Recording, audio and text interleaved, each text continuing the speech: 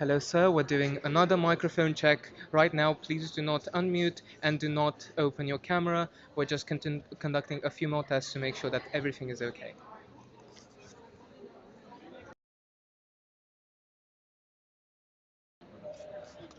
Hello, hello, testing, testing, testing. Can you hear me? Hello, hello, hello.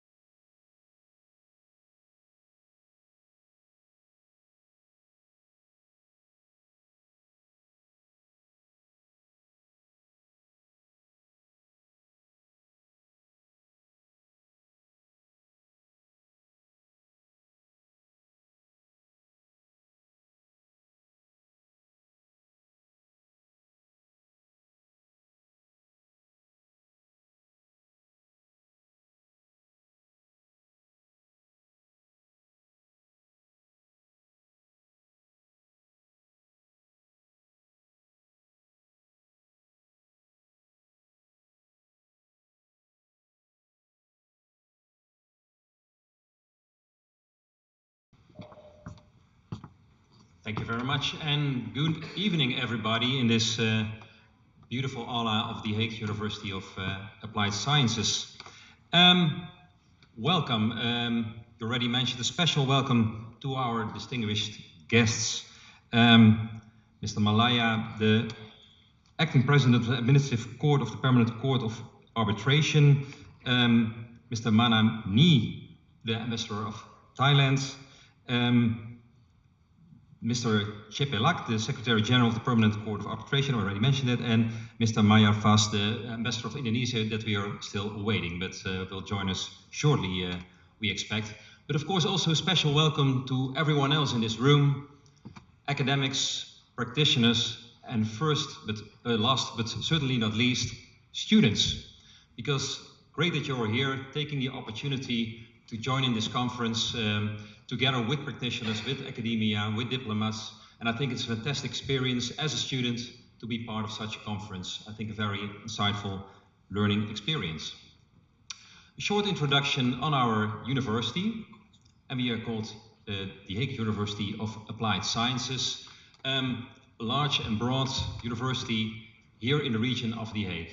And to sketch a little bit the picture, we are a university with around 23,000 students studying in different types of programs on the levels of associate degree, undergraduate, we call that bachelor in the Netherlands, graduate, that's master in the Netherlands, and are also taking part on a pilot on the professional doctorate, so on doctorate level as a university. More than 80 programs, and we also have programs for professionals, shorter courses, micro-credentials, also to offer people learning experience once they are already a professional and want to update or upscale their skills. And I think it's a fantastic combination of different types of education together with the applied research that we do as a university. In this university we have 37 professors organized in 6 knowledge centers that cover a wide range of topics that also cater to the knowledge needs of all our programs. So the latest insights coming out of that applied research can be implemented in our teaching programs so students can prepare themselves for the future, the professional future awaiting for them. But that's, like I said, a wide range, and there are 3 themes that we chose as focal points on our research, and as a result of that also for education. And first and foremost, that is that we work towards a sustainable future. And we also know that we need climate adaptation, and we have to work hard to meet all the goals that we agreed upon, also internationally, to make our world more sustainable. Of course, we need a lot of technology for that, but maybe even more than that, we need different behavior, different rules, regulations, laws, and everything that comes with that. So under that wide umbrella of a more sustainable world, we do a lot of research that, of course, like I said, is connected to the education that we deliver. The second theme is that we prepare ourselves for an even more digital future, because in many, many ways, digital developments influence our lives, influence our professions, the work we do. In different ways, it offers a wide range of opportunities. For example, the use of big data, or the application of new applications of AI. But of course, that also comes with risks, that comes with dangers, ethical dangers, but for example, also cybersecurity dangers. So also that impact of the digital future actually impacts every profession we're educating for here at this university. And the last theme of that research program is that we would like to contribute to a just world. And of course, that just world applies to just on a local level, equal opportunities for good education, good housing, good work, good health, but of course it also relates to international justice. And I think that's more relevant than ever with everything we see happening in the world and comes to us via media. So 3 topics that offer, I think, a fantastic umbrella to do our research, and of course there are also links between those 3 themes. And with everything we do, we feed into our education programs via different projects led by our research, and are also happy to see quite a few of our research, and for example, also Professor War was here in the room. So I hope to share with you the logic why we are happy to host a conference like this in our university. our international oriented university. I wish you a fantastic evening and also tomorrow a fantastic day, insightful, and hopefully we're able to not only learn, but also to build bridges together. So thank you very much and have a fantastic evening.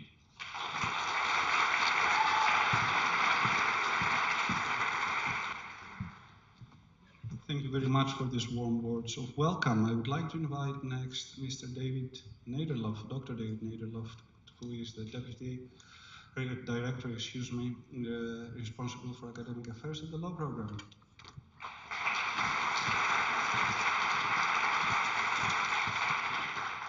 Thank you, Michael.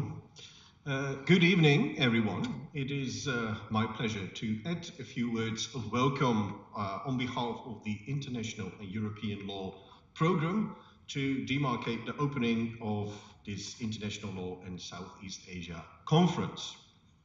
So, a warm welcome indeed to our guests of honor, the ambassadors, also our other guests, speakers, panelists, contributors, but of course also our colleagues and our students present here today.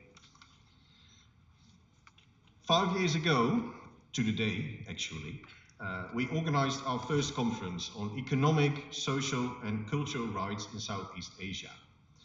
That was in cooperation with the Constitutional Court of the Republic of Indonesia. Several activities have followed since, which makes that our university has a long-standing history of engagement with the region of Southeast Asia in the field of teaching, research and training. We are proud, therefore, to now organize this conference on international law in Southeast Asia, in cooperation with the Faculty of Law of Universitas Indonesia and the Corex Foundation. When I say we, I actually mean our program of international and European law. Founded in 2007, this program has been thriving since, and with now around 1,300 students and 55 staff members, it is one of the largest programs of this university. Also, it has recently been awarded as the best law program of universities of applied sciences in the Netherlands. The nature and spirit of our program are truly international. Our students and staff members are from all corners of the world and are working together in the flourishing academic international community that we have created here. The topic of this conference, International Law in Southeast Asia, fits very well with our program. We have an active interest in the region. Issues surrounding Southeast Asia are part of our curriculum. Many of our students come from the region and follow a career trajectory in the area by doing internships or working. We are very proud of our alumni currently working in Bangkok, Jakarta, Phnom Penh, and Singapore, among other places. We are firmly committed to continue building bridges with the region of Southeast Asia and developing lasting, sustainable, and mutually beneficial relationships. We hope this conference will make a contribution to that. Also, this conference is a unique opportunity for our students to learn more about Southeast Asia and foster a better understanding of the situation on the ground. Before concluding, let me take the opportunity to express our gratitude as program management to the organization, our own Dr. Michael Barrios, and Dr. Ari Afriansha. He's an associate professor at the Faculty of Law, Universitas Indonesia. Our gratitude also goes to all distinguished guests, panelists, speakers and chairs, and to the organizing committee and our student volunteers. Finally, to conclude, I would like to wish everyone an inspirational conference where new insights can be gained, new connections be made, and the groundworks can be laid for further future collaborations. Thank you very much.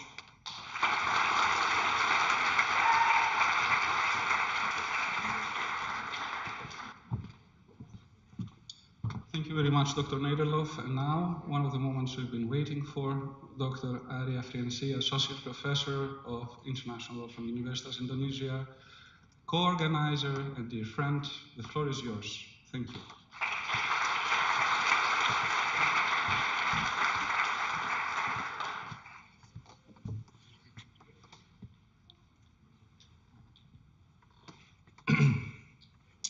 First, apologies for my voice because the weather is unkind to me lately.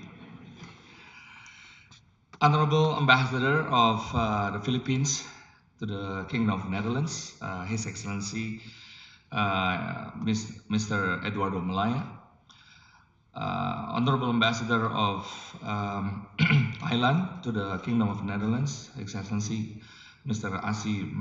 Mamanee, and the Secretary General of the Permanent Court of Arbitration, Dr. Mersin Seplak. My apologies for the incorrect pronunciation. And a bit later, former judge of the ICC and our dear senior in the international community in the Southeast Asia, Honorable Professor Raul Pangalangan. Good evening, distinguished guests and esteemed speakers and participants. It is an honor for me and privilege to welcome you to this conference that titled on the re-engagement of international law in Southeast Asia. Maybe you're questioning re-engagement, so meaning we haven't engaged yet with the international law? That's the question. Of course, we will greet our participants from around Europe and of course Southeast Asia that come along 1,000 miles away and come here to this very heart of international development and represents diverse backgrounds and expertise. On behalf of the Faculty of Law Universitas Indonesia, I would like to thank to all of the staffs and the leaders of the Hague University of Applied Science, and especially my dear colleague, Michael Vaigias and his team for handling this conference. Ladies and gentlemen, this conference is pivotal when Southeast Asia countries navigate the complex global challenges, from climate change and technological advancement to geopolitical shifts and advancements of the transboundary legal issues. It's not to mentioning about the latest development by my own government in his latest visits. And as we know that the global governance and cooperation is still at the heart of our relations, international law still and is relevant in addressing these multifaceted concerns. Our themes reflects the urgency to reinvigorate the role of international law in shaping regional and global responses. Today and tomorrow, we aim to explore innovative legal frameworks, foster dialogues and among scholars and practitioners, and strengthen collaboration to advance the rule of law in these dynamic regions. Again, not only Southeast Asia, but also other regions. I'm confident that the insights shared during our discussions will inspire new ideas, broaden perspectives, and lead to actionable outcomes that contribute to the collective progress of Southeast Asia and beyond. Once again, thank you for your presence in person and also maybe online tomorrow. Let us conduct this conference together with a shared commitment to advancing international law in service of peace, prosperity, and sustainability. I wish you have a productive and inspiring conference. Thank you very much.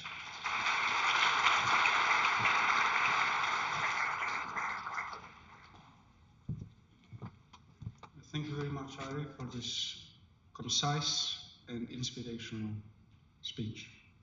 And now, ladies and gentlemen, distinguished guests, it's time to hear from Professor Pangalangan. Professor Pangalangan was a former judge at the International Criminal Court and is currently professor of law at the University of the Philippines. He will be delivering the inaugural keynote speech on the topic of international law in Southeast Asia. He is connecting with us from Washington, D.C. So maybe he can connect with us. Okay, excellent. And he has taught literally at the Harvard Law School, the Hague Academy of International Law, and he has lectured humanitarian law for the International Committee of the Red Cross. As a member of the Bar of the Philippines since 1984, he has argued before the Supreme Court of the Philippines and has received many award-winning prizes during his studies at Harvard, where he received his LLM and SJD. He also holds the diploma of the Hague Academy of International Law. Before I conclude here and I give the floor to Professor Pangalangan, I would like to say that Professor Pangalangan was instrumental in making this conference happen. Without him, this conference would not have pushed through the significant and many difficulties along its way. And I wish from all of us to Washington, D.C. to tell him a warm thank you for his remarks and welcome him on the stage.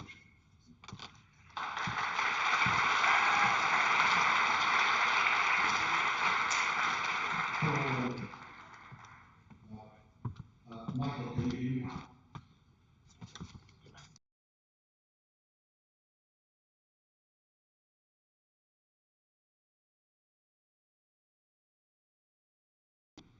Can you hear me now? Yes, I can hear you. Okay. And now we can see you too.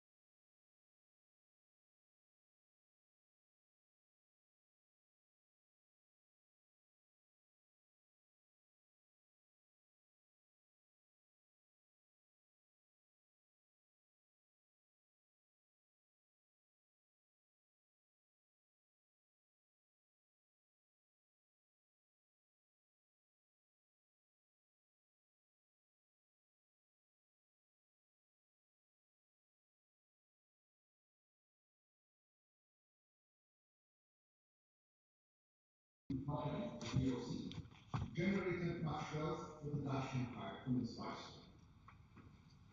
But there is yet a deeper Southeast Asian connection, and this time specific to international law. The founder of the field of our discipline is Hugo Grotius from Delft. And his first treatise, which was unpublished during his lifetime, was entitled The Indies, on the Indies. It was actually commissioned by the United Amsterdam Company, a part of the VOC. At that time, the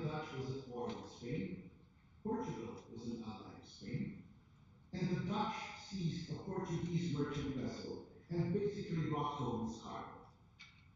The ship, named Santa Catarina, was actually docked right off Singapore. And I imagine the Dutch had the military advantage because they had a naval presence in their nearby colony next door. And Grotius was commissioned to defend the seashore. So it is amazing that this entire intellectual project of international law was actually triggered off by an incident in Southeast Asia. And it doesn't get more Southeast Asia than the ports of Singapore. Grotius is more known for his more famous work, Mamanee, where he spoke of the oceans as international waters, where all nations were free to sail and trade. Well, of course, historians would say that it was a justification for the Dutch to use its powerful navy to break up trade monopolies. But the significant thing for our discipline is that those rights and entitlements over the world's seas and oceans are today codified by an international treaty, the Convention on the Law of the Sea, and lies at the core of the disputes over the South China Sea, one of the main flashpoints today of global security, where China claims the largest body of water in Southeast Asia as its own territory, and taunts other global players to step in militarily to show who is the toughest thug in the global playground. Again, the biggest legal threat in that position is the arbitral award in the case of the Philippines versus China. The hearings in that case were held at The Hague, at the Peace Palace. It was decided again at The Hague under the auspices of the Permanent Court of Arbitration, the topic of the next panel tonight, as the PCA celebrates its 150th anniversary. This brings me then to the impact of this conference.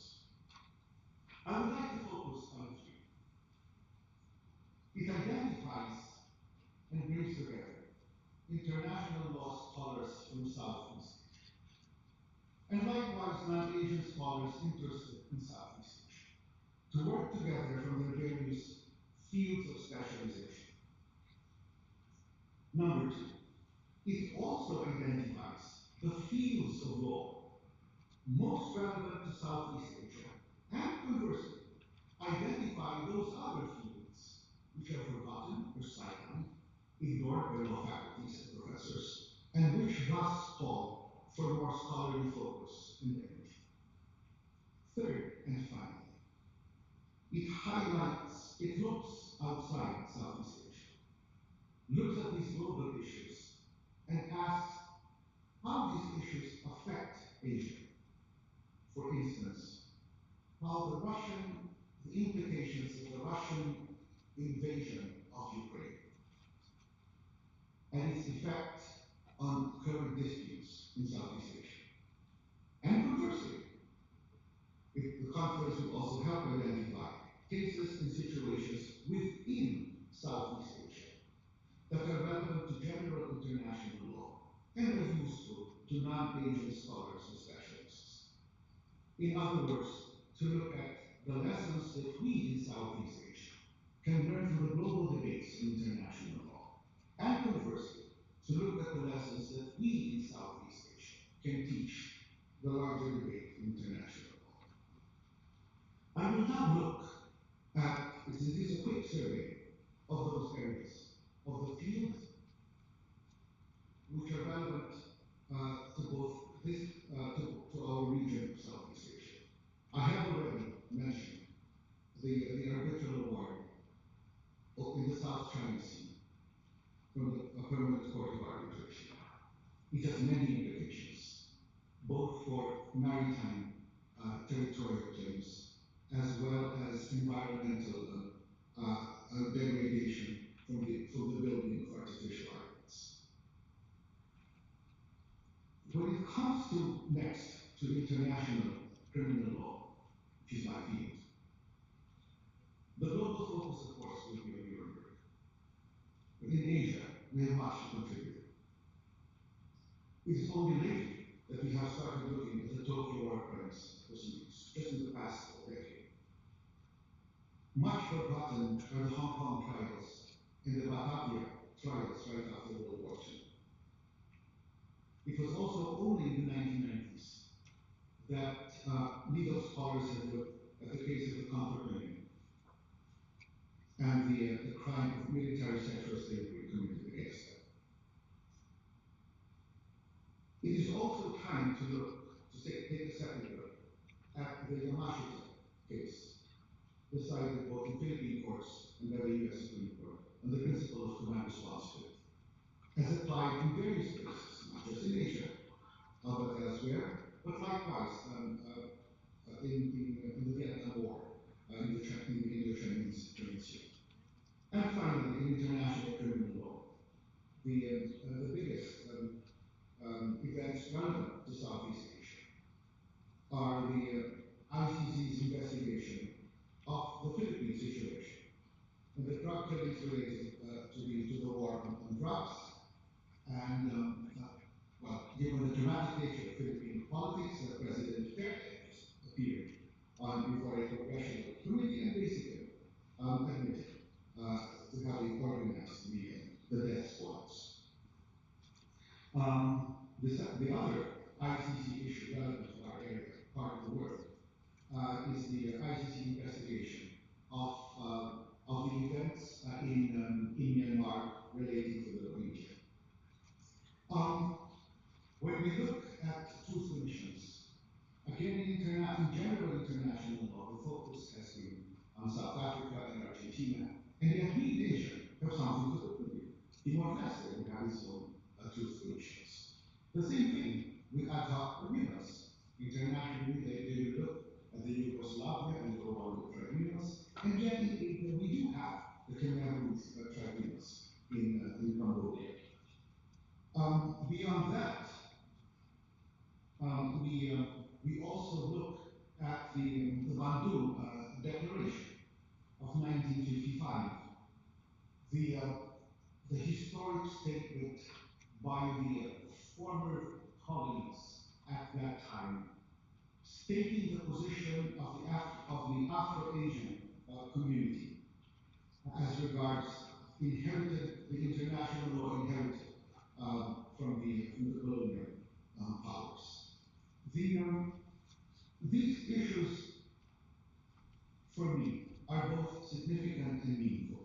And by way of closing, they are meaningful because they demonstrate the contributions, the potential contributions of Southeast Asia to the field of public international law, number one. They also highlight the role of The Hague. And in this case, I doubly congratulate Professor Michael Vargas, because although other Dutch universities have had their own participation in Southeast Asia, this is the first forum specifically for public international law in Southeast Asia. And it is the role of The Hague which has been important from the very beginning, from the writings of Hugo Grotius up to today, considering the territorial disputes in the area. And finally, it also highlights for us the increasing relevance of international law to many of the disputes that have since arisen. Among them would be the refugee, the law on refugees arising from seaborne exodus of refugees from the Indochinese Peninsula following the Vietnam War, the vulnerabilities specific to Southeast Asia regarding online sexual abuse and exploitation of children, the underground economy on surrogate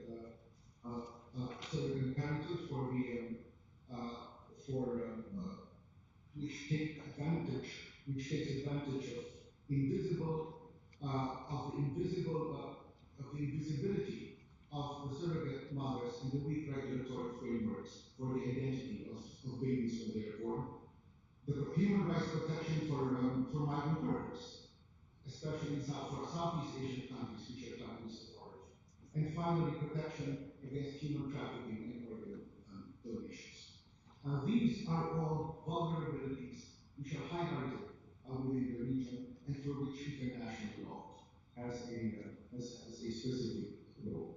On that point, I wish that in the future the impact of this conference will be both practical and long term, and I wish you all a vibrant intellectual exchange. Thank you very much.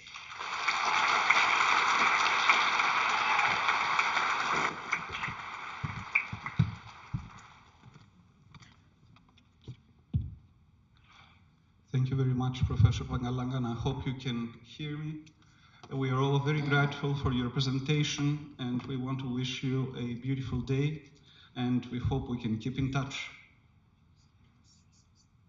Thank you so much, Michael, and congratulations. Thank you very much, Your Honor.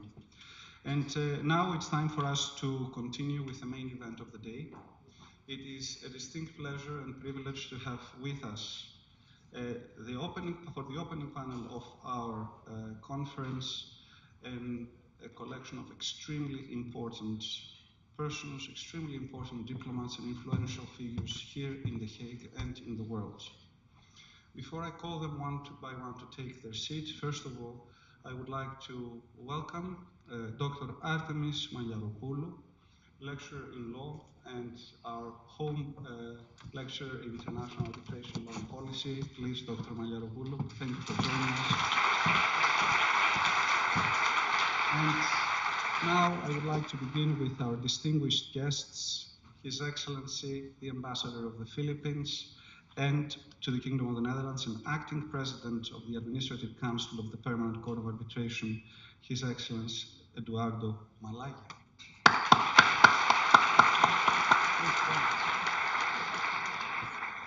Next, I would like to turn to His Excellency Mr.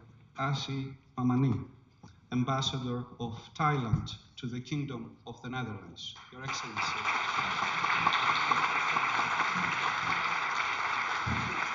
And last but certainly not least, the Secretary General of the Permanent Court of Arbitration, who has probably heard celebrations for 125 years for the PCA, may celebrate 125 more. His Excellency the Secretary General, Mr. Martin Tsevala.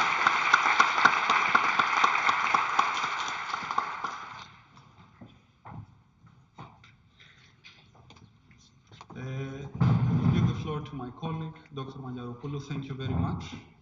And we will begin this panel. Dr. Malyaropoulou, the floor is yours. Thank you very much. It is a distinct honor and privilege for all of us to have such a distinguished panel at the Hague University of Applied Sciences. His Excellency Ambassador Malaya, His Excellency Ambassador Mamanee, and His Excellency Dr. Chepelak will enlighten us on the real role of the Permanent Court of Arbitration, and we will celebrate altogether the 125 years of the Permanent Court of Arbitration.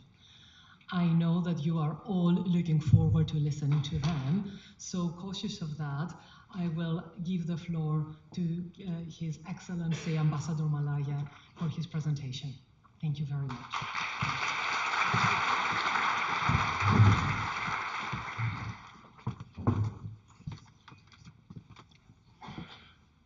I hope you can see me.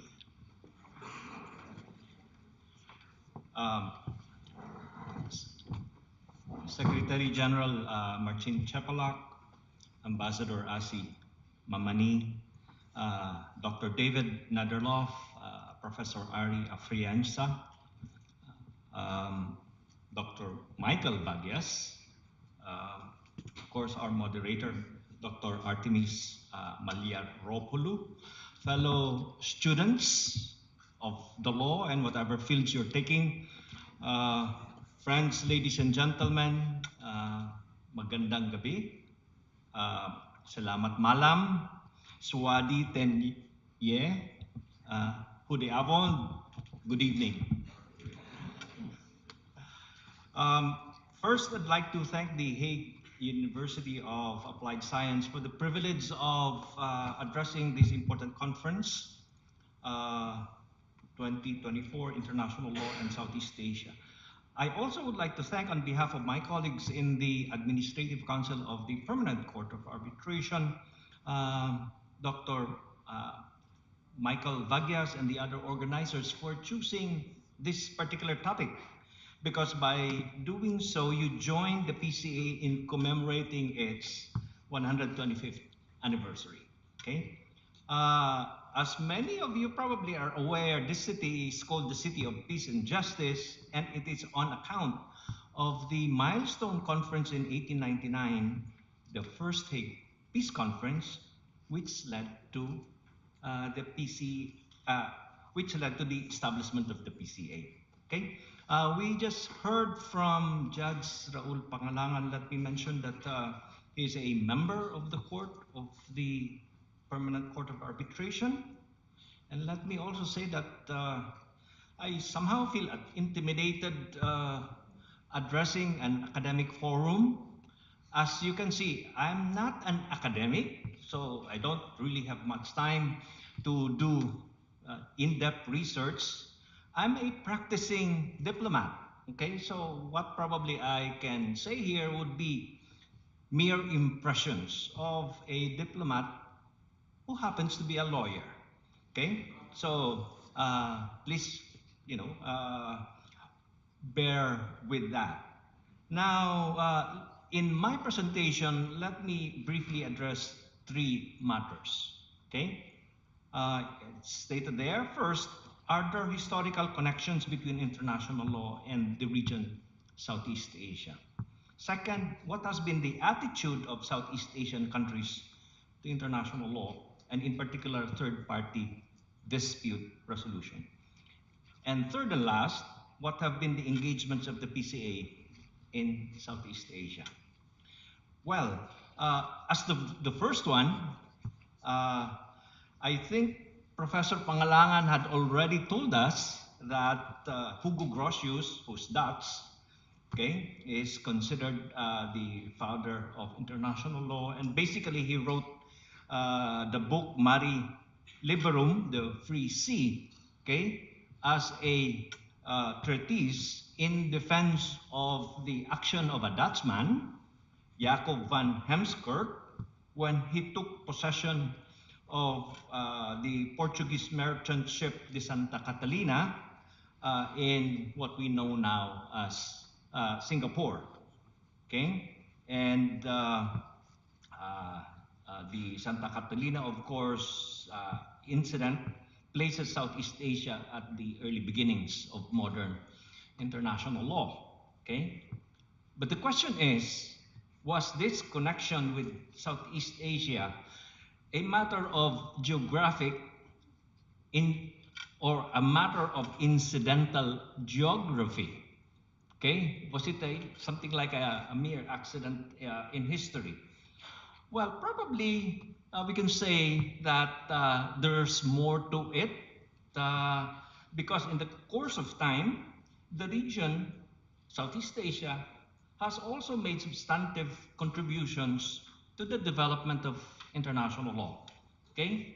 And I just would like to make reference to an early case that was heard under the auspices of the PCA, and this is the 1928 case, Island of Palmas, between the United States, who was then the colonizer of the Philippines, and the Netherlands, okay, who was then the colonizer of what was then called the Dutch East Indies. And this pertained to a issue of sovereignty over an island just below the Philippines, Mindanao, and above North Sulawesi, the one encircled in red, okay? The arbitrator there, Max Huber, decided in favor of the Netherlands / Indonesia, despite that particular island's closer geographic proximity to the Philippine island of Mindanao. Okay, and he said that Um, in deciding in favor of the Netherlands, he said that the Netherlands had earlier exercised acts of sovereignty over that particular island. So, though the US Philippine side lost, the ruling was considered fair and has become, of course, one of the foundational principles of international law. I guess this case underscores the fact that seemingly intractable disputes, including territorial disputes between neighbors, are capable of resolution peacefully and on the basis of international law. Furthermore, uh, we are familiar with the archipelagic doctrine in the law of the sea, and this was first articulated way back in the 1950s by the Philippines and Indonesia. Okay? And these two countries working with other similarly situated nations were successful in campaigning for its eventual codification in the 1982 Convention on the Law of the Sea. We can also cite as another example the Manila Declaration on Peaceful Settlement of Disputes. I'm sure you have read the UN Charter. There are provisions there on peaceful settlement of disputes, and these are very, cryptic provisions. And the Manila Declaration elaborated on these principles. And the declaration took its name from the city where the text was finalized, and that was in 1982. So going to the second question that was earlier posed there, what has been the attitude of Southeast Asia to international law? One can imagine that for a long, long time, there has been an attitude of ambivalence towards international law among peoples and nations of Southeast Asia. And one can cite that people in Southeast Asia were earlier unfamiliar with the concepts and principles which were largely developed in the West. Okay? And also, people in Southeast Asia have a traditional aversion to taking one another to third-party dispute resolution. Of course, there are risks involved, and we also have the culture of consultations and consensus. We call it, I believe, in Bahasa as musyawarah and mufakat. Okay, this attitude of ambivalence seems to be changing. Okay, and I made a listing of cases that have reached,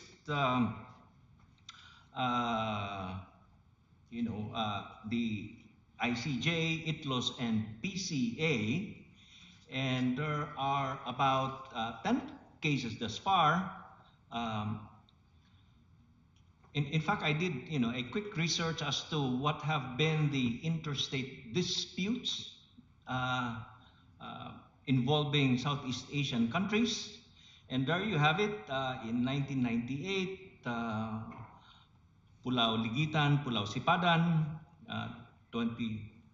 2003, the Pedra Branca, 2004, land reclamation between Malaysia, Singapore, and the others. Okay, what one can notice here is that in the Pulau Ligitan and the Pedra Branca case, these were joint submissions by two Southeast Asian countries, Indonesia and Malaysia. Okay, and also the railway land arbitration, similarly, okay, joint submission. While in the land reclamation case, Malaysia was the one who brought the case, and of course in the Timor Sea conciliation, it was Timor-Leste, okay, who brought up the case, not against another Southeast Asian country, but against Australia.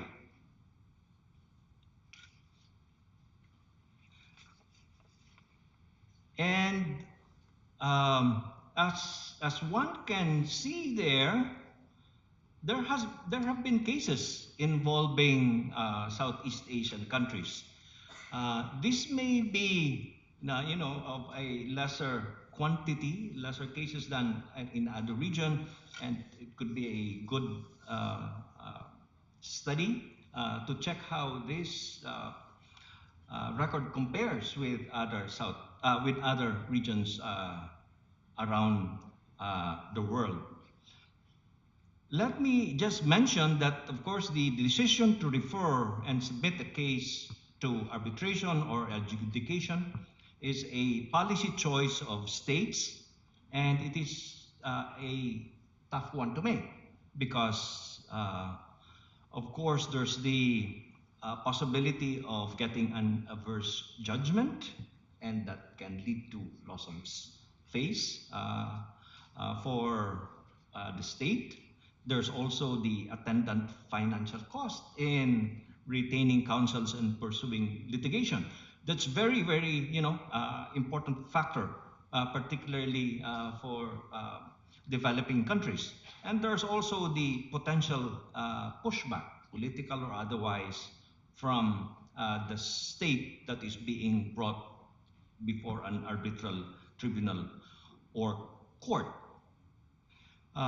But it is important, I guess, friends, ladies and gentlemen, to remind ourselves that, as noted by the UN General Assembly, and I would like to quote, recourse to judicial settlement of legal disputes, particularly referral to the ICJ, should not be considered as an unfriendly act between states. So again, not an unfriendly act between states. Another bright spot among Southeast Asian countries is the increasing participation among them in advisory opinion proceedings before the ICJ. And this is a topic that will be discussed at a subsequent panel tomorrow. Let me just mention that there have been, in fact, increasing participation by Southeast Asian countries. Initially, as you can see, Indonesia and Malaysia participated in the wall case, and later on in the practices and policies in the occupied Palestinian territory, Vietnam also in the Chagos, but in the ongoing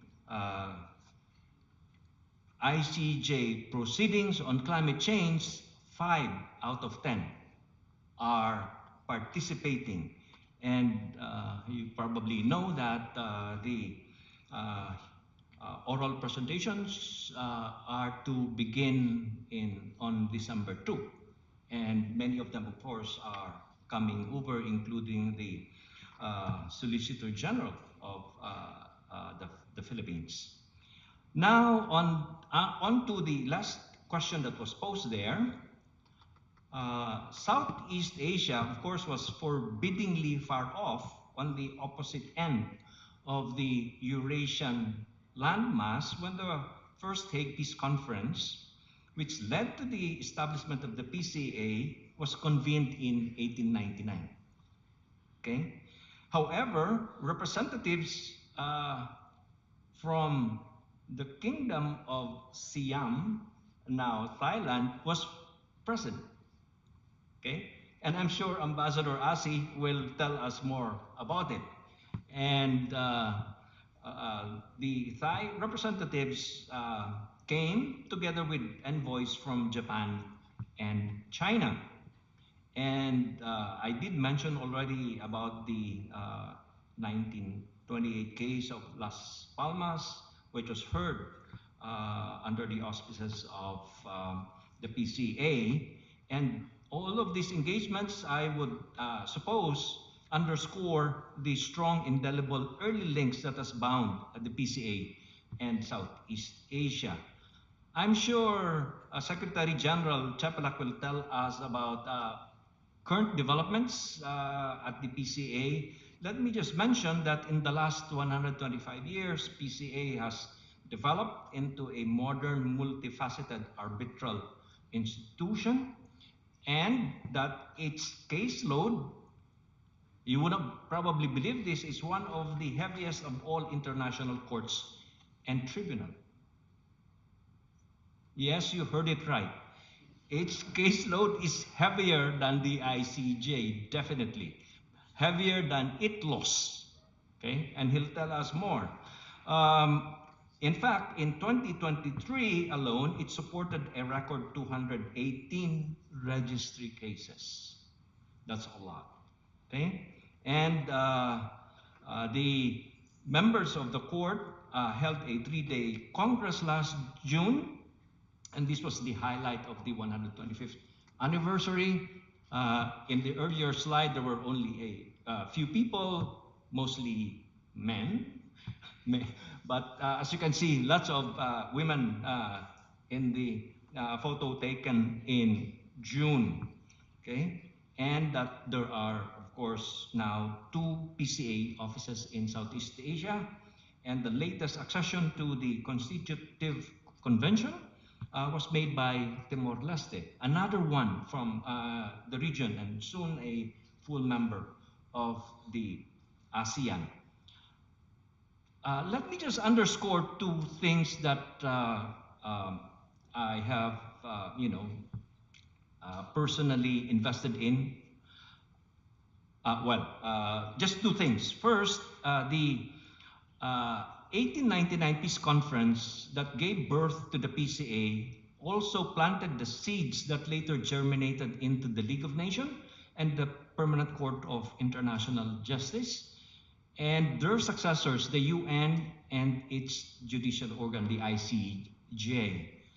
So friends, if you can just note that, the PCA as a tribunal predated the Permanent Court of International Justice, which was succeeded by the ICJ. Okay, so that is how old the PCA is. And also that the principle of one country, one vote was first observed at the First Hague Peace Conference. That's 1899. And therefore, it gave birth to what we know now of as modern internationalism. So the UN did not invent modern internationalism, nor the League of Nations. It was PCA.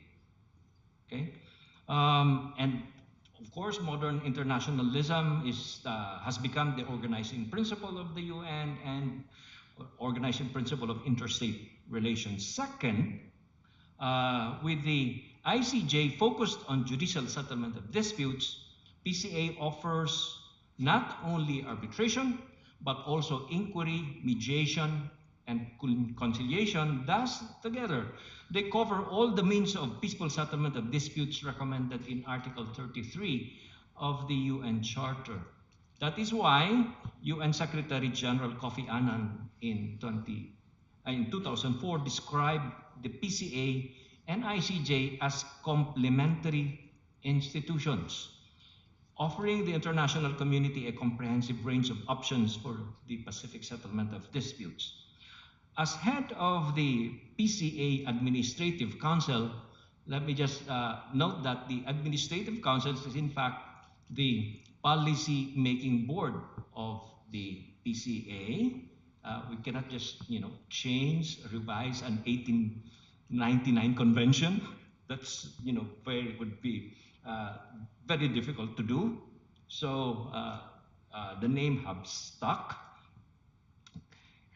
So as head of the PCA Administrative Council, I have endeavored to strengthen the bonds between the PCA and the United Nations and make the UN member states more aware of how PCA facilities can assist in settling disputes.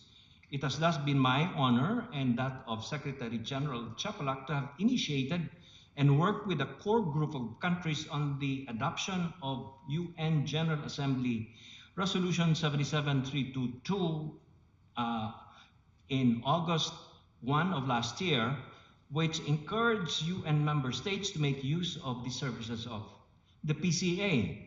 Okay? And in that resolution, the UN acknowledged for the first time the important contribution of the PCA to peaceful settlement of disputes. So we take pride in having secured this resolution from the UN General Assembly, and it was adopted by consensus. Okay? And the Secretary General and I have been to New York 3 times in the last 2 years, hosting forums, updating them on developments in the PCA. In closing, not only have there been strong linkages between international law and Southeast Asia, but international law and dispute settlement mechanisms are ever more relevant to our region. Countries in Southeast Asia are also more receptive nowadays to international law and third-party dispute settlement, and this is a trend that is much welcome and that should be encouraged. Today's conference certainly highlighted the relevance and importance of international law and the PCA to Southeast Asia. It is also helpful to the PCA as it reinforces its engagements with the region in line with its mission as expressed in the first preambular paragraph of the 1899 Convention, and I would quote, animated by a strong desire to work for the maintenance of general peace. Maraming salamat po. Terima kasih, dankjewel. Thank you.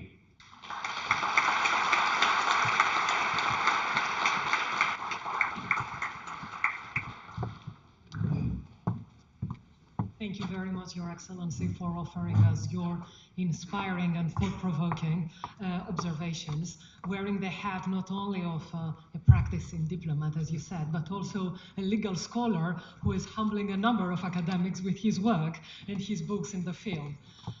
Without further ado, I am giving the floor to Your Excellency Arbitrator, I am really sorry, Ambassador Mamanee. The floor is yours. Thank you very much.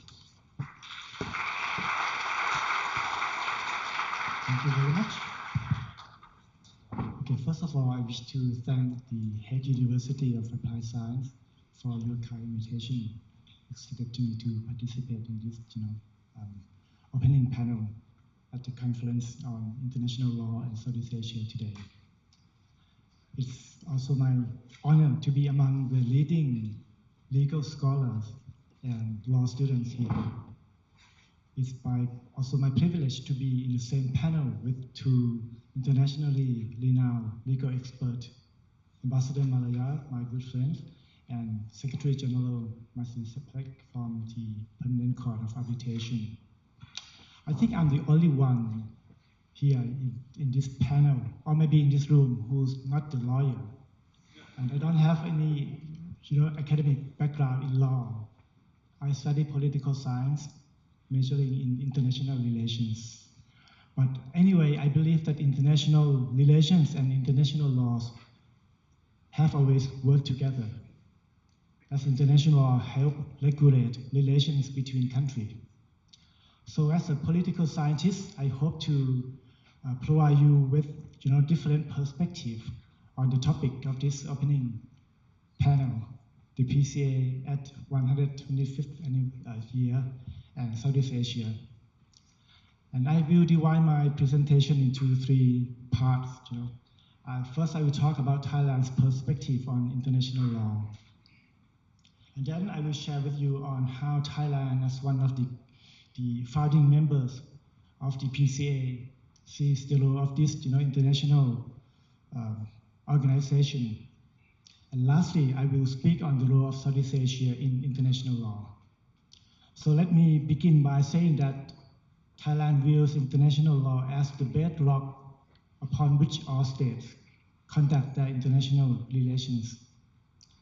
is the first and final port of call, providing certainty, predictability, and stability to the world order.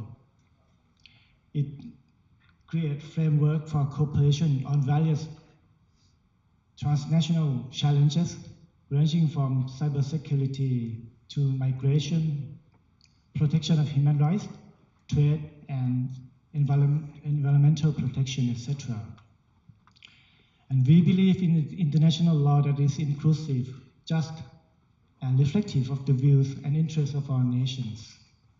And for many developing countries like Thailand, we believe that international law provides a platform for equal representation in global governance. It also the means by which all states, regardless of their size, military might, or economic powers, should peacefully settle disputes. And I have to say that modern international law has indeed been a significant aspect of Thailand's history. In the 18th century, Thailand, then known as Kingdom of Siam, as Ambassador Malaya mentioned, we engaged with other nations as an independent state. And we successfully negotiated treaties that allow our country to retain sovereignty and resist colonial domination. And these treaties helped Siam to maintain full independence, establish modern boundaries, and regain judicial power previously limited by extraterritoriality. And Thailand has always demonstrated its commitment to international law. We took part in the creation of PCA in 1899. We are the contracting party to the 1899 and 1907 Convention for the Pacific Settlement of International Disputes. We are also founding member of the League of Nations after the First World War. And after the Second World War, we are an active member of the United Nations, contributing to the shaping of international law. We have many prominent diplomats, who play important role in the field of international law in the past. Not to name a few. One of them is His Royal Highness Prince Wonwatirakon of Thailand, who served as the president of the first and second UN Conference on the Law of the Sea in the year 1958 and 1960. Let me move to my second part of my presentation. I'll share Thailand's view on the role of the Permanent Court of Arbitration, or PCA. First of all, let me begin by congratulating the PCA on its 125th anniversary this year. 125 years ago, with our commitment to peaceful dispute settlement, Thailand, then known as Siam, we took part in the creation of PCA. And now we are proud to see that PCA is still alive and stronger than ever. As Ambassador Malaya mentioned, with the record-breaking number of new cases last year. So congratulations on that. And that's why Thailand is part of the core group initiated by the Philippines that championed last year's UNGA resolution, adopted by consensus and co-sponsored by 121 member states, recognizing the 125th anniversary of PCA. And of course, we view that PCA as a key pillar of the international legal ecosystem that promotes the peaceful settlement of disputes. And moreover, PCA also offers flexible mechanisms such as conciliation and mediation, which is in line with Thailand's core belief in dialogue and constructive engagement as the foundation of conflict resolution. And as an international organization, the PCA performs diverse functions that promote dispute settlement that courts do not perform, which Thailand highly value. For example, the drafting of PCA clauses that are frequently used in model state contract, or acting as an appointing authority for arbitrator, as was designated in the UNCITRAL. And the other point that I would like to point out is that PCA is a dynamic international institution that continues to adapt and advance its role in the fast-changing world.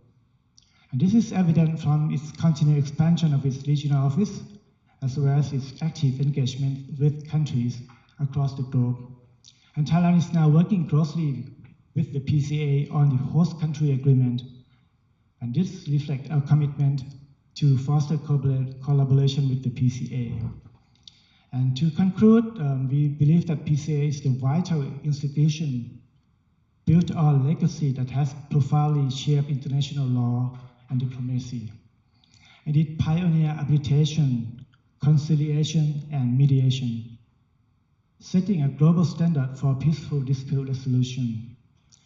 However, it is also important that it looks toward new horizons and adapts to the evolving needs of the state. And now my last point is about Southeast Asia law in international law. I think it's fair to say that international legal principles, such as sovereign equality and non-interference, are the foundation of Association of Southeast Asian Nations, or ASEAN, since its inception in 1967. And we'll continue to work closely together to uphold the rule-based order, to ensure peace, stability, as well as sustainable development in our region and beyond, particularly amidst the multipolarity and tensions in the Indo-Pacific region. And apart from the security issues, Thailand and other Southeast Asian nations are also vocal in current debates on environmental issues, such as climate change, the rise of the sea level, and we are negotiating the Treaty on Marine Biodiversity of areas beyond national jurisdiction. And through this fora, we have put forward international law principles such as equity and common but differentiated responsibility. And last but not least, I wish to point out that with PCA now has 2 regional offices in Southeast Asia, to be particularized in Singapore and Hanoi. And this, of course, reflects the important role of Southeast Asia in terms of international law. And I believe that we can contribute much more to the advancement of international law in the future. So thank you very much.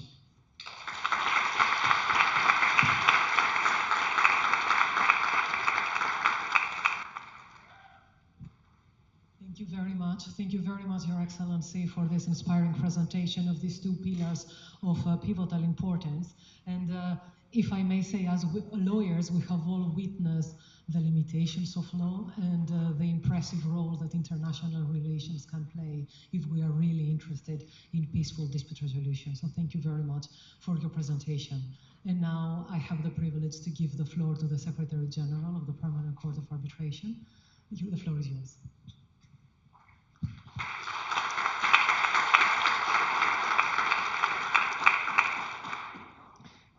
Thank you. Let me start with thanking to organizers for inviting me to this conference and to this panel, and I think I have even 3 good reasons to express my thankfulness. First, it's very personal because it brings me back to my academic past. For 12 years, I used to lecture at the Jagiellonian University in Krakow on private international law. So somehow I have a kind of flashback seeing students in the university auditorium. Well, second reason, this conference brings me back to Southeast Asia, the region which I visited quite often, different countries, which brings a lot of good memories, and I can only recommend to you to go into this fascinating journey through Southeast Asia. And if you ask me what I could recommend it to you, I recommend you to meet people. People are incredible there. Maybe you don't have to even go there to meet people coming from Southeast Asia, so it's even accessible. The third reason is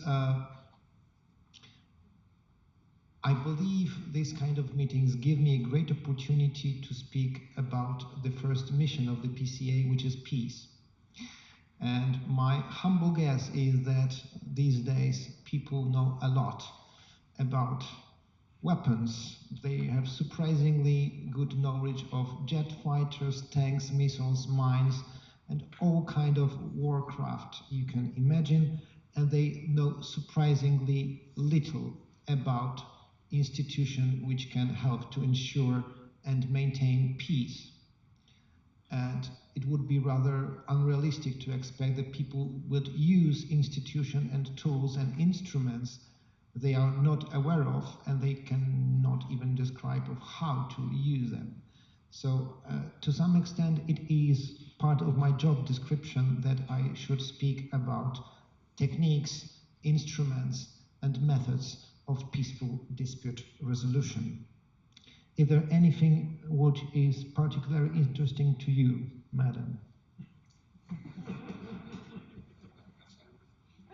Everything is interesting to me, but I'm very glad to hear also about alternatives to arbitration, because we focus a lot on arbitration, and this is very important. However, we see that the Provenance Court of Arbitration has been very active in also other peaceful methods of dispute resolution. Thank you very much. Well, you can say that arbitration, it is already alternative to normal litigation. And then you can say there are alternatives to arbitration, which is fairly right. So even if arbitration is in the name of the court, it's only right to admit that the PCA mandate covers wide range of dispute resolution methods. And Ambassador Malaya mentioned conciliation, mediation, and fact-finding. I would say that in the presence of ambassadors from Southeast Asian countries, it would be right to mention conciliation.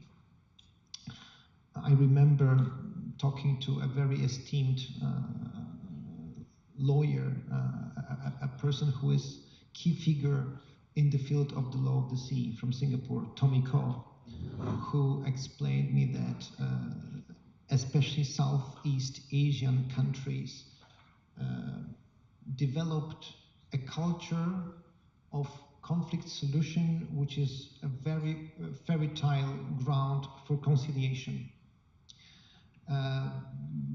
And this is perhaps why this is perhaps one of the factors which explains why so far the only, a very successful, I mean, very famous, but the only case of conciliation based on UNCLOS, United Nations Convention on the Law of the Sea, is a case of Timor-Leste. A case which has been studied by many scholars.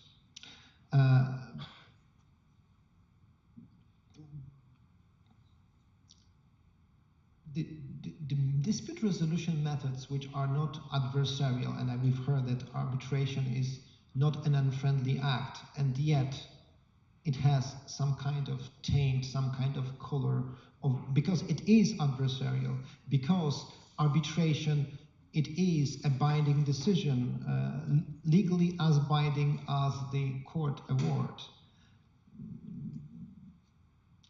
It's something which I would say states try to avoid. Now, wouldn't it be easier just to propose conciliation to every dispute? You can say yes, because on the one hand, if you speak at the conferences, if you talk to the representative of states, you will always get a general endorsement for conciliation, mediation, and other non-adversarial means of dispute resolution. And yet, if you look at the PCA caseload and our docket, like 95% of our docket, this would be arbitration. So how you can explain the paradox that people endorse and they seem to prefer conciliation and mediation over arbitration? Finally, result in having arbitrations as, I would say, typical. So your question was, why are there alternatives? So statistically speaking, it is the truth. Although if you question the principle, you say, why we have arbitration at all? Why cannot everything could be solved by conciliation? The very practical answer is because the existing legal framework prefers arbitration. I mean, if there is a certain dynamic of the dispute, certain things can be discussed before you have a problem and which cannot be discussed after the problem occurs. So if before a problem occurs you enacted a convention, bilateral, multilateral, which gives parties a possibility to arbitrate, don't be surprised that parties will start arbitration. Had you been given them opportunity to conciliation, they may explore this option rather than arbitration. So if you want endorsement for conciliation, you need to think of it at the time diplomats negotiate treaties. That's very practical. Now, conciliation also, this is a different approach. It's a different technique of solving problems. It's not something which can survive without the law. It's still legal involvement important. However, and this is the case of Timor-Leste versus Australia, the chairman of this conciliation was a diplomat. It's still, this is the Danish ambassador now to Japan, Peter Taksøe Jensen. So conflict, and maybe I will stop here, the conflict is always a problem involving different elements. There is a part of legal part which you need to address. There is a lot of communication. There is a political risk. There are economical interests. If you want to solve the problem, you need to equally address all these elements. To some extent, conciliation is more fortunate, or it's a technique which enables to address some of these aspects in a more effective way. Like conciliation facilitates the communication between parties and the conciliation commission more than communication in the framework of arbitration. Now you need also an institution who can handle all this, and I have a great privilege to represent the institution which has an extensive and unparalleled expertise in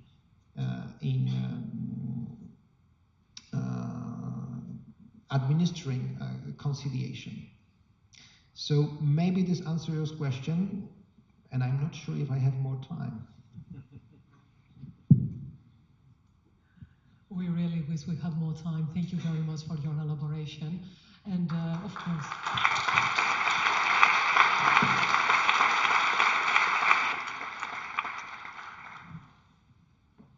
then if you agree, I will start with the privilege that I have in wearing this hat to ask some questions to all of you. Thank you very much. Thank you. So I will start with Your Excellency, Ambassador Malaya. I know that this is a non-conventional way, perhaps, to start a discussion about the Permanent Court of Arbitration, but it is a topic that we really need to discuss nowadays, and this is about diversity and inclusion. You are the first Asian national that was selected in this very prestigious position of the president, the acting president of the PCA Administrative Bureau, Council, I am so sorry.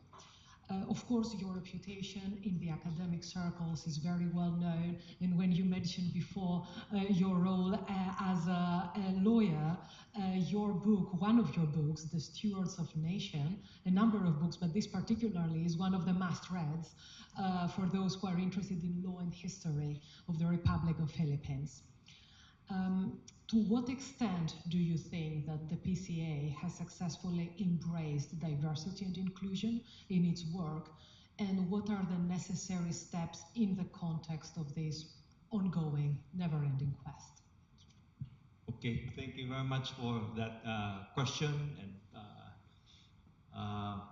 probably it should be the Secretary General who should answer this, but let me do the good old college try. Okay, if we are to mean diversity and inclusion in the sense of gender balance and regional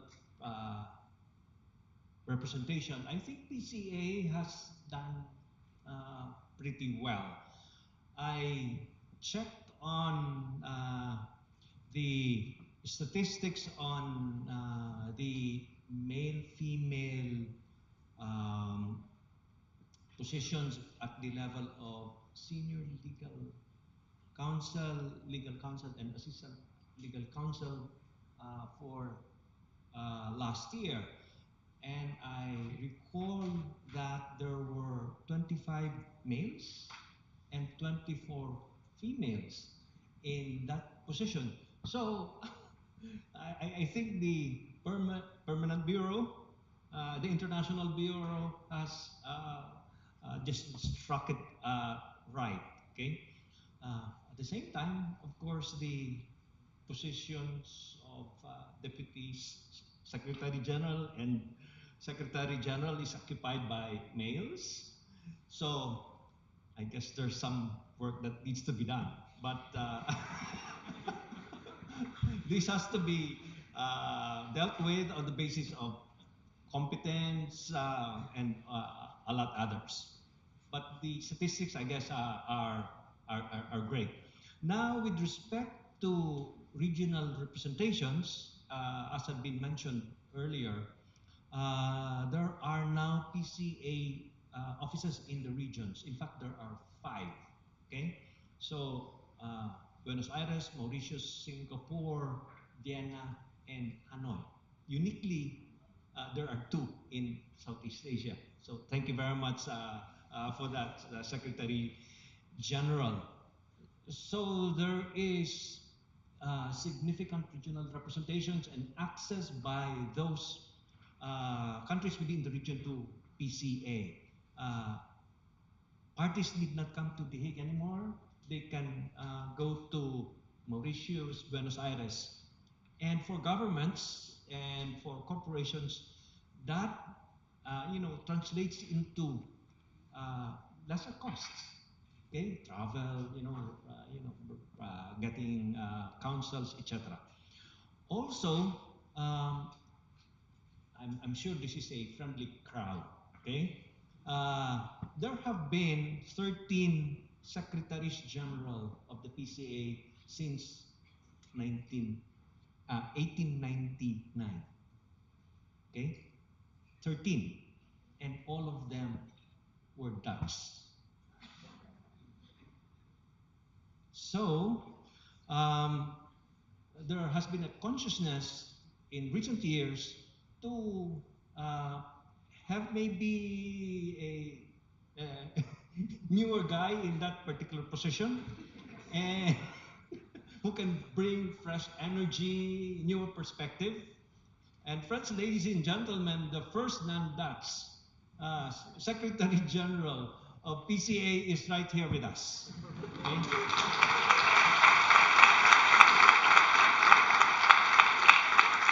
And I can truly say that he has brought new vigor to the organization, particularly this year, because we have so many commemoration activities for the 125th anniversary. So probably he has chucked up a lot of air mileage, and the one who is now complaining is Mrs. Chepalak. Okay. Perhaps lastly, okay, also the position, of course, of President of the Administrative Council since going back 1899, under the convention, uh, that he is the one designated as president is the Dutch foreign minister. Okay, uh, but I think the PCA had to keep up with current um, practices in international organizations. That is why in 2021 the Administrative Council created this position of acting president. So the president remains to be the Dutch foreign minister, but the Administrative Council created this unique position of acting president, in fact, a working president, because the Dutch foreign minister has so many things to think of. So in 2022, Ambassador Madonsela of South Africa became the first acting president representing the Africa region, and I am the second one representing the Asia region, and this position rotates every 2 years. So what you can see here is proper regional representations and at least a great gender balance. Thank you.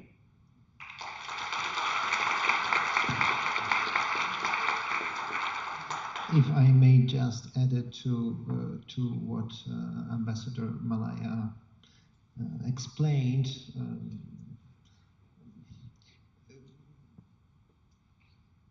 please keep in mind that we speak about the institution which has its 125 years long history, a history, the institution which predates United Nations, League of Nations, which is a prototype for current international organization, but which was created in a different times and in a maybe very challenging but different culture. And the fact that this organization not only survived but thrilled, it is something which we owe to the very flexible structure and mandate.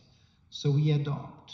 And now this potential of adaptation to the circumstances result, I think, in the field of diversity and inclusion. I mean, that's a very synthetic and concise description, but just to give you kind of 5 points to reflect on. Cases, our docket. We have cases from all over the world, from each and every continent and region.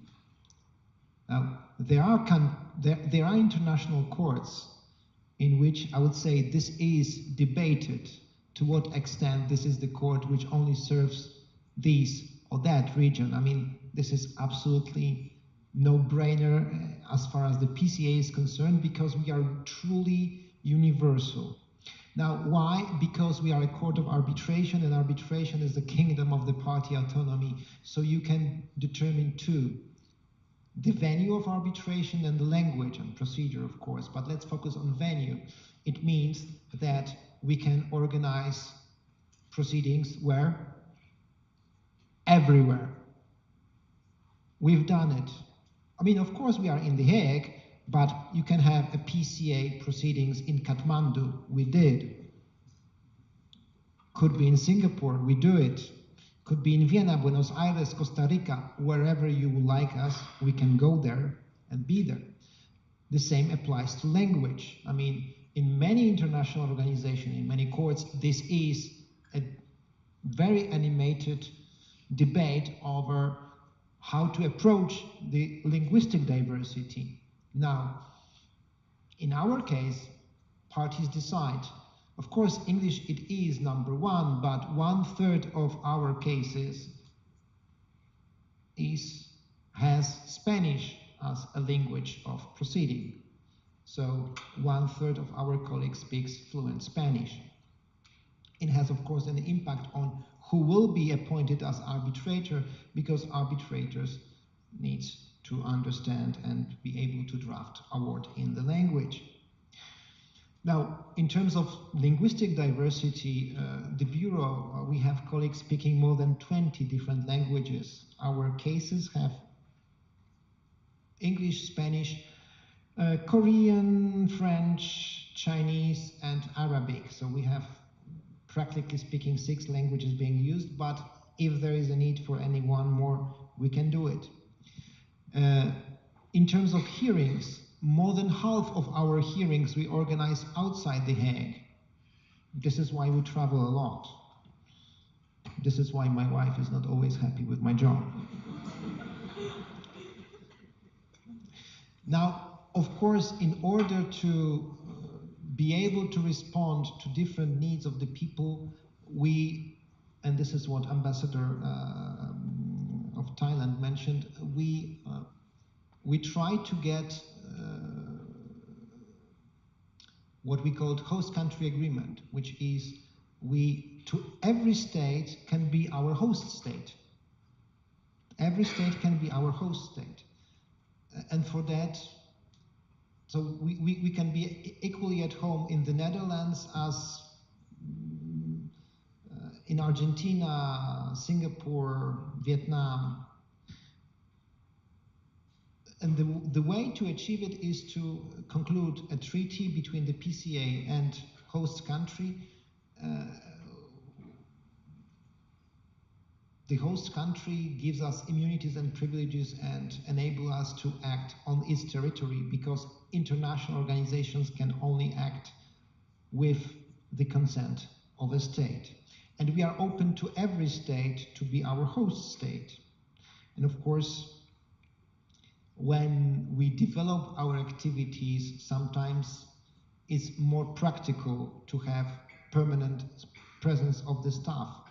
So we also open international offices. Once more, it is not something typical for courts to have bureaus, but we are universal. We should be accessible to everyone. It means these days we need to be present. So this explains our presence in the form of international offices. So I would say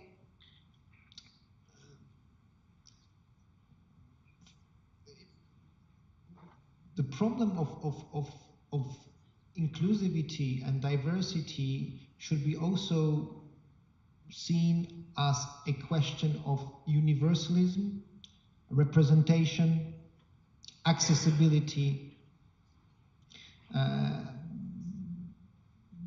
and I would say the fact that we are old and flexible in the 21st century becomes surprisingly helpful. Not always, but I think we are very creative and we can come up with the out-of-the-box solution to many problems.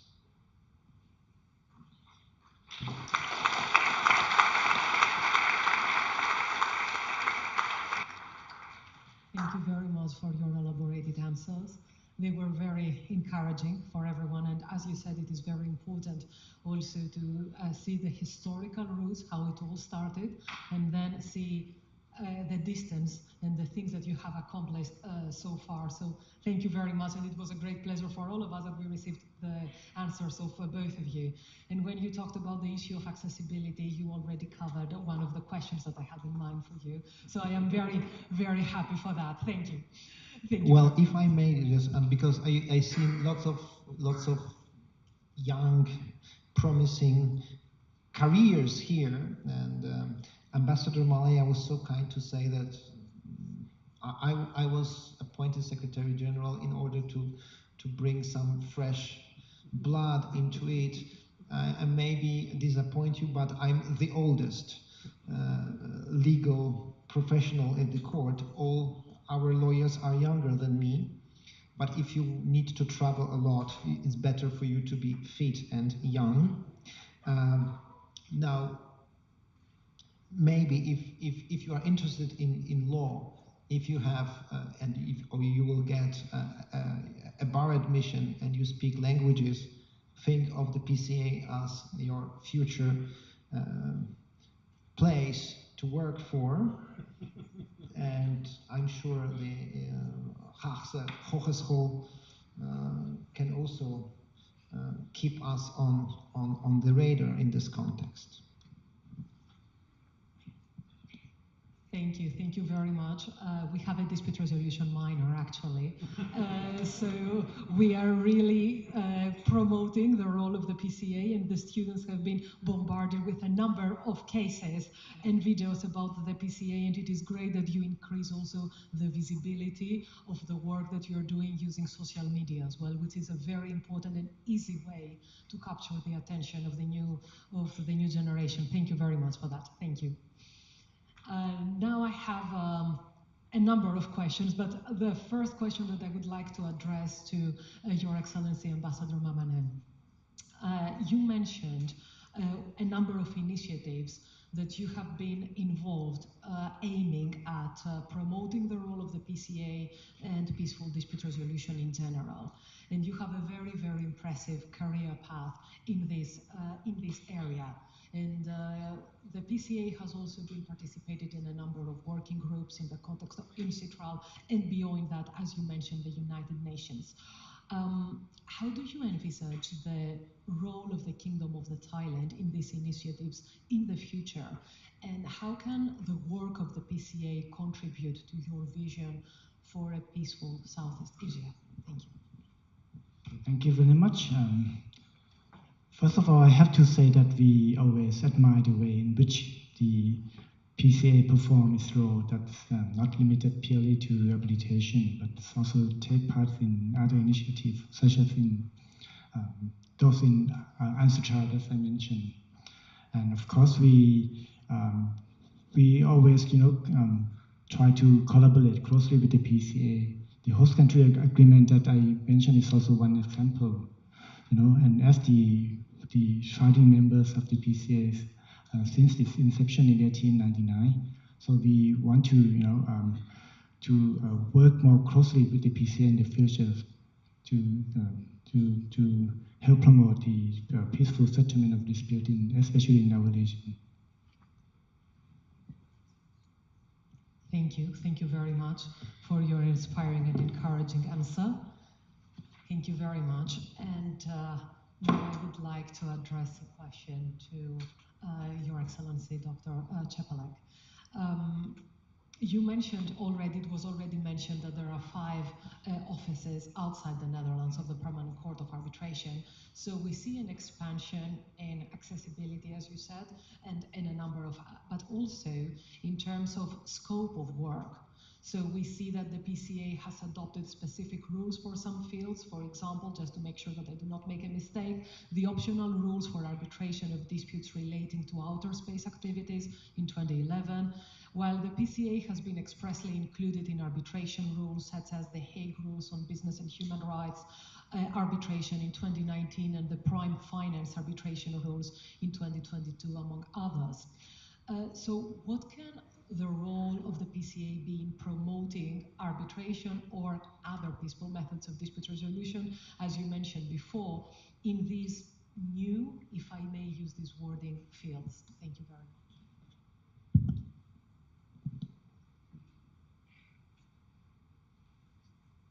Well, this is actually a very complex question.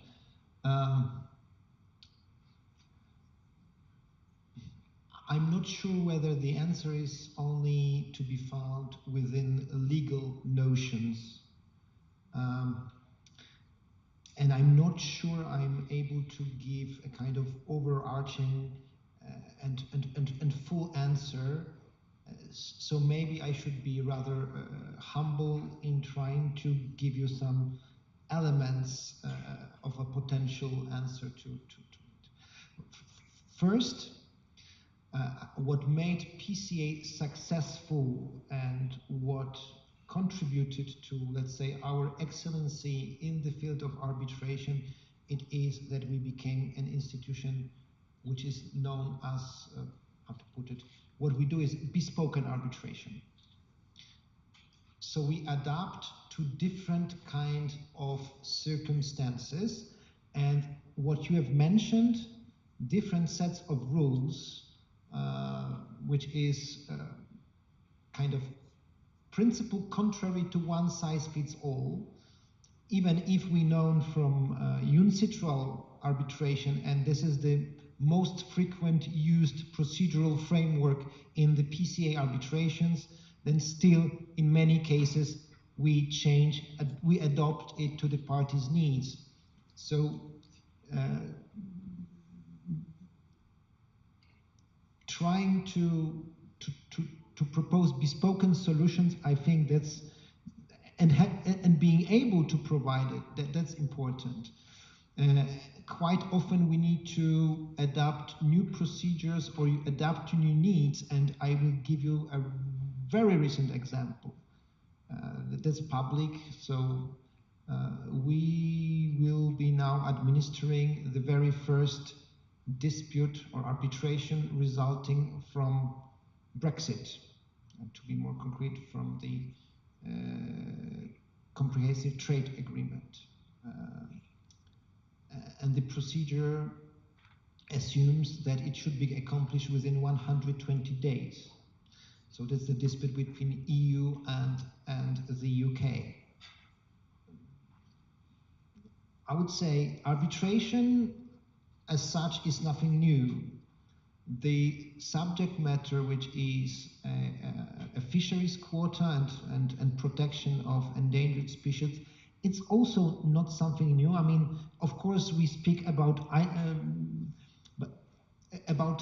arbitration and protection of environment, but there are various settings how you can achieve. Arbitration can be also used in a post-conflict situations. So basically, you have a tool, but you think of applying in a different fields. How to promote it? Well, enacting set of rules and giving parties predictability so that if they would like to avail themselves of this particular method of solving their dispute, they would know. And this is what we understand from our contact with councils, with parties. They would like to have certainty of how the procedure will develop, what will be the cost, how much time they would need, to whom they will address. If we can prepare it, if we could be kind of Steve Jobs of dispute resolution so that we provide people with the products which they need before they understand that they need it, I think that would be the key to our future success. Thank you very much for your elaborated answer, and it was not humble at all. That was a very honest and a very elaborated answer, and I keeping the words of adaptation, predictability, and there are so many things that we would like to discuss, but I was just informed by the organizers that we are running out of time, so I don't know if we have time for one very quick question.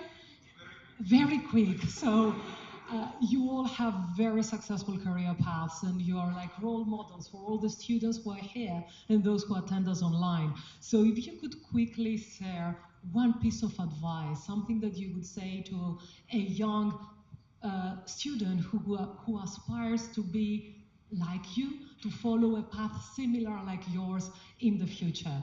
And I will start with the order that you were speaking. So Ambassador Malaya, the floor is yours. I would think that my co-panelists are better role models. Let me just say, firstly, that if you are into this field, you should be passionate about it, and you need to love it. Because if you are, doing the work,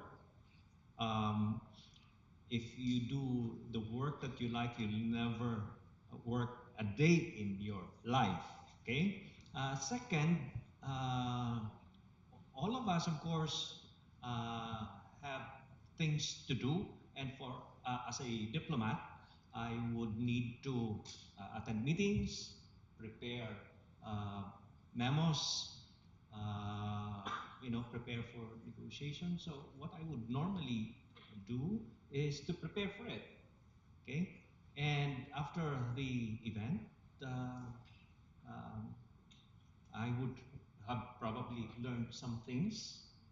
And something that have worked for me is whatever I have learned from a meeting or from a negotiations, I try to put it down in writing.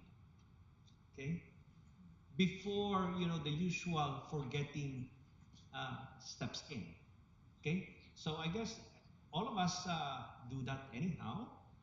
So whatever you have learned, put it maybe in a short piece, a blog, or maybe a journal, because a published work is easier to share, or any written work, in fact, is easier to share. And a published work probably is the best calling card that anyone can have. Thank you.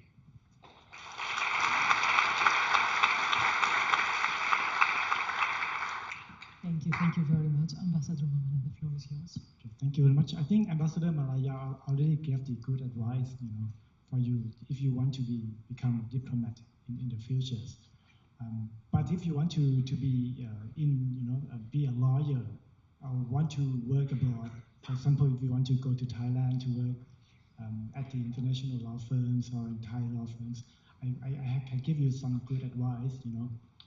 Of course, at least you need to know some basics, laws about Thailand, and you need to know the custom, the traditions of the countries that you will be working for, in order to give the good advice to your client.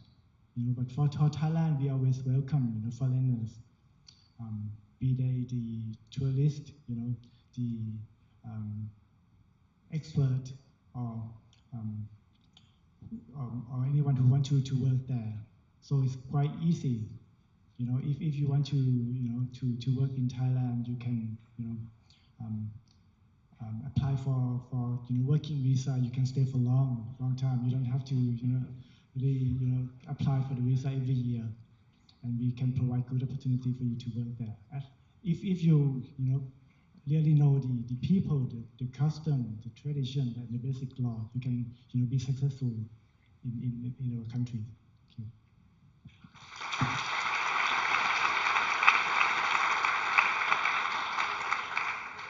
Thank you very much. Secretary General, the floor is yours. I'm too young to give advice. To give, and I can only give one piece of advice. Well, considering that most probably you have no idea where you will be working in 10 years, I mean, we can make a guess and you will write your potential professional duties now in writing, put it and try to read it in 10 years' time. My guess is most part of you would not make a right guess. So things are unpredictable, life is very changeable. So my advice would be try to figure out what is the most important thing for you, what is the driving force in your life, what makes you to get up and give the best of what you can have, and try to figure it out rather sooner than later, because if you know it, you can make right choices about your professional and not only professional life. If you don't know it, if you don't know yourself, most probably you will be exposed to the series of professional and non-professional failures.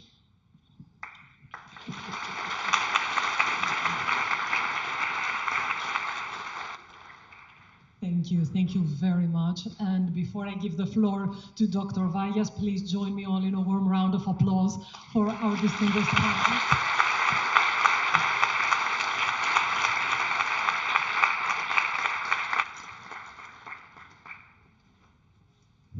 Dr. Vallas, the floor is yours, and I apologize for the delay.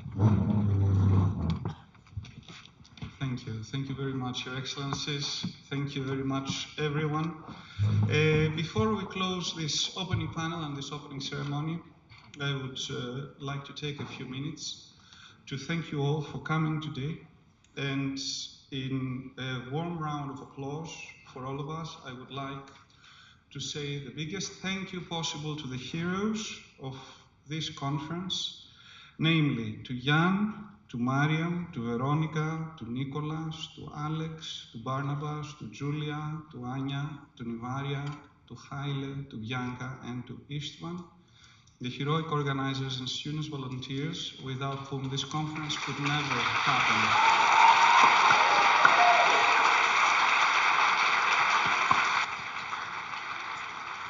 Thank you all very, very much.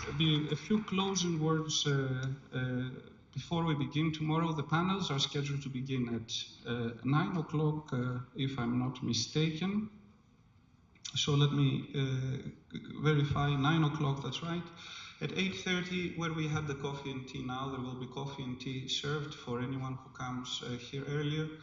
The reception desk will be there and the student volunteers will be here to help you, particularly if you see that the room is the Berlin-London room, which can be a little bit more difficult to find. So if in the schedule it says Berlin-London, please ask one of the volunteers to take you there. Before we close, I want to express my warm thank you to Professor Gerardine Go Escolar of the National University of Singapore for your support, without which we would not be able to have this conference today. And of course, to all of you who traveled far and wide to be here today. Thank you very much, and let's have a good time tomorrow.